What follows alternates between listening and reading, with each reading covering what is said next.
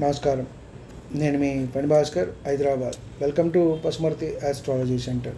ఈ వీడియోలో మనము అష్టమ భావం గురించి తెలుసుకునే ప్రయత్నం చేద్దాం. అంటే ఈ అష్టమ భావంలో మనం ఏ ఏ అంశాలని మనం పరిశీలించాలి, ఈ అష్టమాధిపతిని బట్టి, అష్టమంలో ఉన్న గ్రహాలని బట్టి మనము ఎటువంటి అంశాలని మనం పరిశీలించవచ్చు అంటే ముఖ్యంగా ఆయుర్దాయము, ఆయువు, సుఖము, పరాభవము, మాతృభయము, అలాగే మరణము. ఇందాక మనం చెప్పుకున్నాం. అంటే ఆయుర్దాయంతో పాటు మరణం కూడా ఎప్పుడు సంభవిస్తుంది, ఎంత ఉంది అనేది కూడా మనము ఇక్కడ చెప్పవచ్చు.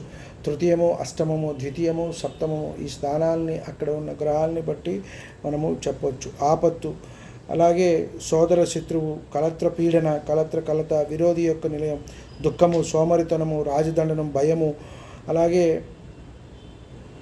వేరే వారి ఆస్తిపాస్తులు కూడా మనకి చెందుతాయా లేవా అని కూడా ఇక్కడ మనము తెలుసుకోవచ్చు. కొంతమంది ఇప్పుడు చూస్తాం, ఒకళ్ళు వారి పేరు మీద ఎల్ఐసి తీసుకోవడం జరుగుతుంది, మనం అనుకోకుండా ఆ డబ్బు వస్తుంది తల్లిదండ్రుల నుంచి. ఇలాంటి అంశాలను కూడా ఇక్కడ మనము చెప్పవచ్చు. అలాగే ముఖ్యంగా పరుల ధనము కూడా చెప్పవచ్చు.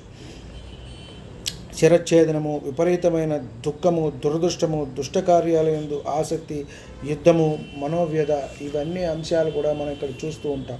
అంటే అష్టమాధిపతి దశ నడుస్తున్నప్పుడు ఈ రకమైన ఇబ్బందులు అక్కడ ఉన్న గ్రహాన్ని బట్టి, ఆ భావాధిపతిని బట్టి, లగ్నానికి ఉన్న మిత్రశత్రుత్వాలను బట్టి ఇవన్నీ కూడా మళ్ళీ ఆధారపడుతూ ఉంటాయి.